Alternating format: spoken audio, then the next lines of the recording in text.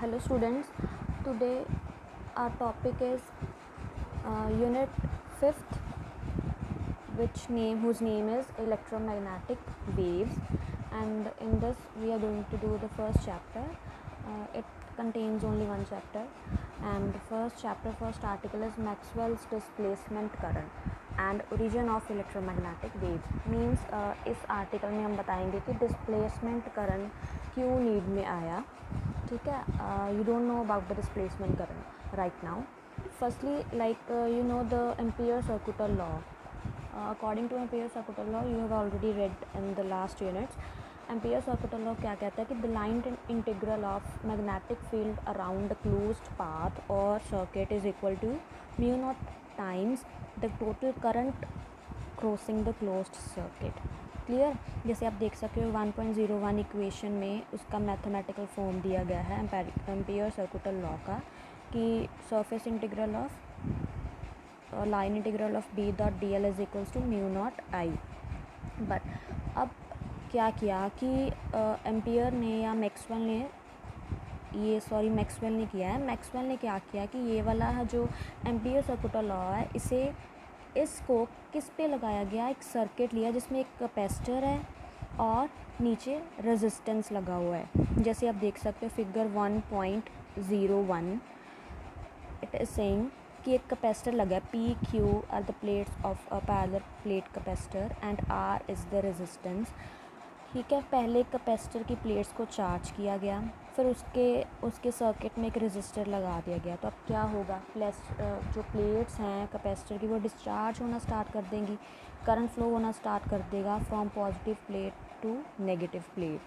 अब देखो, अगर हमें पता है जब कैपेसिटर की प्लेट्स डिस्चार्ज होंगी तो करंट फ्लो होगा कंडक्टिंग वायर्स में से. जब भी कंडक्टिंग वायर्स में से करंट फ्लो होगा तब क्या होता है, एक मैग्नेटिक फील्ड प्रोड्यूस होती है, क्योंकि current carrying conductor always produces magnetic field around it. So in wires में से क्या होगा, मैग्नेटिक फील्ड प्रोड्यूस होगी. ठीक है, तो ये क्लोज्ड सर्किट बन गया क्योंकि करंट फ्लो हो रहा है. इट मीन्स क्लोज्ड सर्किट बन गया. क्लियर है. अब देखो होगा कैसे करंट फ्लो. जैसे प्लेट्स फुली चार्ज हैं, उनको रेजिस्टर के साथ लगा दिया तो ऑफ कोर्स रेजिस्टर क्या करेगा, रेजिस्टर में से करंट फ्लो होना चाहिए. तो कैपेसिटर की प्लेट्स क्या करेंगे, डिस्चार्ज होना स्टार्ट कर देंगी. करंट कैसे फ्लो होगा, पॉजिटिव से निकलेगा और नेगेटिव की तरफ जाएगा. मीन्स इलेक्ट्रॉन फ्लो होंगे अपोजिट साइड से, यहाँ से इलेक्ट्रॉन निकलेंगे. ठीक है, तो अब हमें पता है current flow right means a close circuit है. इसके ऊपर वो एम्पियर-सर्कुइटल लॉ होल्ड करेगा. वो क्या था, B dot D L is equals to mu naught I. But जब इसके लिए एम्पियर ने क्या किया, दो सर्फेसेस बनाए. दो सर्फेसेस कैसे बनाए, एक सर्फेस S1 बनाया जैसे आप फिगर 1.02 में देख सकते हो, और एक S2 सर्फेस. S1 सर्फेस जो वायर है कंडक्टिंग उसको मतलब इंक्लूड कर रहा है, और S2 सरफेस कहाँ से जा रहा है, S2 सरफेस पास हो रहा है एक तो दो प्लेट्स के बीच में जो स्पेस है उसमें, और ठीक है पास हो रहा है मीन्स क्लोज्ड हो रहा है. मीन्स जैसे स्पेस में से होता हुआ लेफ़्ट साइड की तरफ जा रहा है. ठीक है, अब देखो अगर हम सरफेस S के ऊपर एम्पियर-सर्कुइटल लॉ लगाएं तो क्या आएगा कि line integral of B dot D L is equal to mu naught I. हमें पता ही है कि इस कंडक्टिंग वायर में आई फ्लो हो रहा है और सरफेस S1 भी इस वायर को इंक्लूड कर रहा है, तो B dot D L must be equal to mu naught I. But अगर सरफेस S2 ऊपर एम्पियर-सर्कुइटल लॉ लगाते हैं तो क्या बनता है कि बी डॉट डी एल का line integral is equals to mu naught I. I क्या हमारा होगा, अब देखो सरफेस S2 किससे पास हो रहा है, स्पेस बिटवीन द प्लेट्स. अब प्लेट्स के बीच जो स्पेस है ये वाली, इसमें हमें पता है कि करंट क्या है, ज़ीरो. ठीक है, तभी ये माना गया था कि इन दोनों प्लेट्स में तो सिर्फ इलेक्ट्रिक फील्ड एग्जिस्ट करती है. पैरेलल प्लेट कैपेसिटर में क्या करता है, सिर्फ इलेक्ट्रिक फील्ड एग्जिस्ट करती है from positive to negative. Current तो ज़ीरो होता है. ठीक है, तो अगर करंट ज़ीरो डाल दिया तो B dot D L zero आ गया. बट अगर हम देखें दोनों की इक्वेशंस की 1.02 एंड 1.03 कि दोनों की लेफ़्ट साइड सेम है, बट राइट साइड को भी सेम आना चाहिए अगर लेफ़्ट सेम है, लेकिन इन दोनों के राइट साइड सेम नहीं आ रही. इट मीन्स ये जो एम्पियर सर्किट लॉ है ये इनकम्प्लीट है। ये होल्ड तो ट्रू है करता है, मीन्स होगा यही कि B dot D L mu naught I के इक्वल आना चाहिए, बट ये क्यों नहीं आ रहा? क्योंकि इसमें थोड़ी सी डिस्क्रिपेंसी है कि हमने ये मान लिया कि इलेक्ट्रिक जो फील्ड है पैरेलल प्लेट कैपेसिटर के बीच एग्जिस्ट करता है, बट करंट ज़ीरो होता है। बट दरअसल होता क्या है कि जो पैरेलल प्लेट कैपेसिटर की प्लेट्स होती हैं उनके बीच इलेक्ट्रिक फील्ड एग्जिस्ट ज़रूर करता है, बट साथ ही साथ एक करंट भी एग्जिस्ट करता है। ये कैसे पता चला? क्योंकि हमें पता है कि अगर हम किसी वायर में से करंट फ्लो करवाते हैं, ठीक है, सपोज इस तरफ करंट जा रहा है, तो इसके अराउंड मैग्नेटिक फील्ड प्रोड्यूस होगा। हम राइट एंड थंब रूल के अकॉर्डिंग बता सकते हैं उसकी डायरेक्शन। और हम अब इस वायर के नज़दीक अगर हम मैग्नेटिक कंपास को रखते हैं तो वो डिफ्लेक्शन शो करेगी, which means that it's true कि magnetic field is induced around this wire. But ठीक है, तो जैसे इन्होंने मैक्सवेल ने क्या किया, मैक्सवेल ने देखा कि जैसे इन प्लेट्स है जो कैपेसिटर की ये प्लेट्स हैं फिगर 1.02 में, इनके बीच भी जब उसने मैग्नेटिक कंपास को रखा तो उसने भी क्या किया, डिफ्लेक्शन शो किया। तो इट मीन्स माना गया कि ये जो प्लेट्स हैं कैपेसिटर की, इनके बीच भी क्या एग्जिस्ट कर रहा है, मैग्नेटिक फील्ड एग्जिस्ट कर रहा है। भाई बता, मैग्नेटिक फील्ड तो सिर्फ करंट ही प्रोड्यूस कर सकता है, चेंजिंग करंट, ठीक है। तो इसमें माना गया कि इसमें एक करंट फ्लो करता है जिसे उन्होंने बोला कि दैट इज़ डिस्प्लेसमेंट करंट, ठीक है। तो उसके बाद आ गया modified ampere circuit law, means ampere circuit law को मॉडिफाई कर दिया। किसने मॉडिफाई किया? मैक्सवेल ने, और इसे एम्पियर मैक्सवेल सर्किट लॉ भी बोला गया। उसने कैसे इसको मॉडिफाई किया? उसने किया कि जो बी डॉट टी एल का लाइन इंटीग्रल है वो म्यू नॉट आई के इक्वल तो है, बट यहाँ पे आई किसका सम होगी, एक तो डिस्प्लेसमेंट करंट का और एक कंडक्शन करंट का। वेयर आई से इज़ कंडक्शन करंट, ये वो करंट है जो बाहर वाली वायर में मूव कर रहा है सर्किट की, और आई डी इज़ डिस्प्लेसमेंट करंट, ये वो करंट है जो प्लेट्स है जो कैपेसिटर की उनके अंदर फ्लो कर रहा है, space between the plates of the capacitor. अब डिस्प्लेसमेंट करंट किसकी वजह से आ रहा है? ये चेंजिंग इलेक्ट्रिक फील्ड की वजह से आ रहा है, ठीक है। जैसे देखो प्लेट्स है जो डिस्चार्ज करेंगी करंट को, ठीक है, तो चार्जेस प्लेट्स के ऊपर कम होता जाएगा तो इलेक्ट्रिक फील्ड भी कम होता जाएगा इनसाइड द प्लेट्स। तो changing electric field will generate displacement current. I D is proportional to D phi by D T, D phi E means electric flux, ठीक है। तो displacement current changing electric field generate करता है, okay. सो आपका जो last expression बनता है ampere Maxwell law का, वो ये बनता है कि line integral of B dot D L is equals to mu naught into I C plus epsilon naught D phi E by D T, where epsilon naught d phi e by dt is displacement current which exists between the plates of the capacitor, okay. Next हमारे पास आ जाता है कि electromagnetic waves के बारे में हम इसकी definition करेंगे और इसके प्रॉपर्टीज़ करेंगे, बस इतना ही आपके सिलेबस में। इलेक्ट्रोमैग्नेटिक वेव्स क्या होती है? हमें पता है कि इलेक्ट्रोमैग्नेटिक वेव्स जो होती हैं वो एक ट्रांसवर्स वेव्स होती हैं।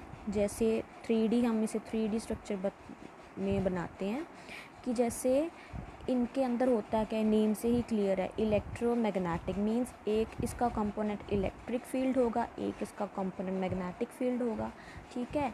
तो हम इसे ड्रॉ कैसे कर सकते हैं कि ऐसे सपोज़ एक्स एक्सिस की तरफ हम मान लेते हैं कि इसका इलेक्ट्रिक फील्ड वेक्टर है या कंपोनेंट है, और ये एक्स एक्सिस थी, ये वाई और ये जेड, ठीक है। और एक्स की तरफ आप ये मानो कि ये जो इलेक्ट्रिक फील्ड वेक्टर मैंने ड्रॉ किया है, ये ड्रॉ मैंने जेड की तरफ किया है क्योंकि इसका एम्पलीट्यूड जेड की तरफ ही आ रहा है, नीचे वाला एम्पलीट्यूड भी नेगेटिव जेड की तरफ, मींस ये जो इसका कंपोनेंट है ये जेड कंपोनेंट है, मींस इलेक्ट्रिक फील्ड जो है वो जेड डायरेक्शन में होती है। और मैग्नेटिक कंपोनेंट किस डायरेक्शन में बना लो? वाई डायरेक्शन में बना लो। वाई में कैसे बनाओगे? ऐसे आप इसका 3D यूट्यूब वीडियोस में से देख सकते हैं, ऐसे बनेगा कि दोनों एक दूसरे के परपेंडिकुलर होंगे। Electric field and magnetic field components of electromagnetic waves are both perpendicular to each other also and also to the direction of propagation. इसमें होता क्या है कि इलेक्ट्रोमैग्नेटिक वेव्स जो होती हैं उनमें एक इलेक्ट्रिक कंपोनेंट होता है, एक मैग्नेटिक, दोनों एक दूसरे के परपेंडिकुलर हैं। जैसे मैंने ड्रॉ किया है, इलेक्ट्रिक फील्ड कंपोनेंट मैंने जेड की तरफ ड्रॉ किया है और मैग्नेटिक फील्ड कंपोनेंट मैंने वाई एक्सिस की तरफ ड्रॉ किया है, बट ये वेव प्रोपागेट किस डायरेक्शन में कर रही है, एक्स डायरेक्शन में। तो तीनों ही एक दूसरे के परपेंडिकुलर हो गए ना, because already we know X Y Z are mutually perpendicular axis. ठीक है, तो this is known as electromagnetic waves. अगर आप ऐसा लिखोगे कि अगर आप सपोज़ करो कि आपकी जो इलेक्ट्रोमैग्नेटिक वेव है वाई की तरफ जा रही है, तो उसके इलेक्ट्रिक और मैग्नेटिक कंपोनेंट्स किस डायरेक्शन में होंगे, इन दोनों में से एक एक्स डायरेक्शन में होगा, एक जेड में होगा, अगर ये वाई की तरफ प्रोपगेट कर रही है। क्लियर है, आप जैसे मर्जी बना सकते हो। So these are transverse waves because इनके जो पार्टिकल्स हैं वो वाइब्रेट परपेंडिकुलर करते हैं। आपने लाइट चैप्टर में 9th-10th में पढ़ा होगा कि ट्रांसवर्स और लॉन्गिट्यूडनल वेव्स के बारे में। ठीक है, सो इसकी डेफिनेशन होगी। नेक्स्ट ये कैसे ड्रॉ किया है, देखो उन्होंने फिगर 1.05 में ड्रॉ किया है कि इलेक्ट्रिक फील्ड कंपोनेंट वाई की तरफ लिया है, इन्होंने मैग्नेटिक फील्ड जेड की तरफ ले लिया और प्रोपगेशन डायरेक्शन एक्स की तरफ है। ठीक है, और इसकी वेलोसिटी का फॉर्मूला होता है, ये हमेशा 3×10⁸ मीटर पर सेकेंड की स्पीड से चलती है मीडियम में, एंड इसकी वेलोसिटी का formula c is equals to 1/√μ0 into epsilon naught, and mu naught की वैल्यू में 4π×10⁻⁻7 होती है, एंड एप्सिलॉन नॉट की 8.854 × 10⁻12 विद यूनिट्स। ये फॉर्मूला आप याद कर लेना इसकी स्पीड का। नेक्स्ट आ जाती है इसकी प्रॉपर्टीज़ की। प्रॉपर्टी नंबर 1 है कि these waves propagate in the form of varying electric and magnetic fields. Varying electric magnetic field मतलब जैसे ऑल्टरनेटिंग मूव करती है। ऑल्टरनेटिंग मूव का मतलब जैसे एम्पलीट्यूड बढ़ा फिर कम हुआ, बढ़ा कम हुआ।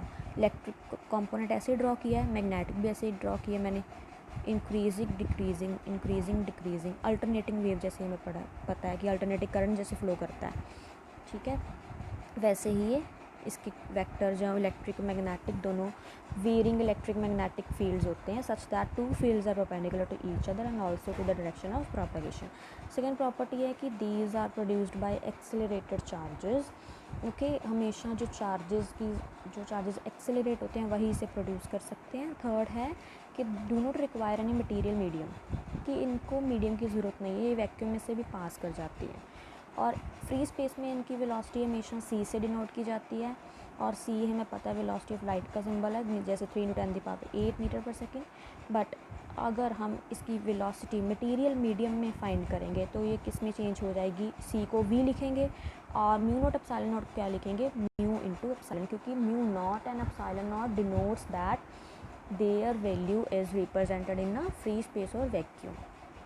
सो नेक्स्ट इज़ कि रिफ्रैक्टिव इंडेक्स, अगर हमें जिस मीडियम में फ़्लो कर रही है उसका फाइंड करना है तो कैसे करेंगे, एन का फॉर्मूला होता है N is refractive index that is c/v। c की वैल्यू डाल दी, ऊपर से v की वैल्यू डाल दी, और n की वैल्यू आ जाती है mu epsilon by mu naught epsilon naught under root. हमें पता है mu over mu naught is mu R relative permeability and epsilon by epsilon naught is relative permittivity। So उसको मैंने लिख दिया n is equals to mu R into epsilon R का under root. तो ये भी फॉर्मूला आपने याद रखना है। Next is electromagnetic waves obey the principle of superposition. Okay, so ये सारी प्रॉपर्टीज़ आपने कर लेनी है। फिर आगे जैसे 8th प्रॉपर्टी है कि variation in the amplitude of electric and magnetic fields always takes place at the same time and at same point. ठीक है, मीन्स एक पर्टिकुलर टाइम और पर्टिकुलर पॉइंट में दोनों में वेरिएशन आती है। अगर वेव प्रोपागेट कर रही है तो इलेक्ट्रिक फील्ड और मैग्नेटिक फील्ड में जो वेरिएशन आएगी वो पर्टिकुलर टाइम सेम टाइम में आएगी और सेम पॉइंट पे आएगी। तो इनकी रेशो जो होती है वो हमेशा कांस्टेंट होती है, जैसे E0/B0 is equals to C is constant. और एनर्जीज भी दोनों की सेम होती है, कि जैसे टोटल एनर्जी जितनी भी है वेव की वो किस में डिवाइड हो जाती है, हाफ इलेक्ट्रिक एनर्जी में, हाफ मैग्नेटिक एनर्जी में, तो वो दोनों इक्वल होती हैं। तो ऐसे कुछ पॉइंट्स आप 6-7 कर लेना। इसकी प्रॉपर्टीज़ पे 1 मार्क क्वेश्चन आ सकता है। क्लियर।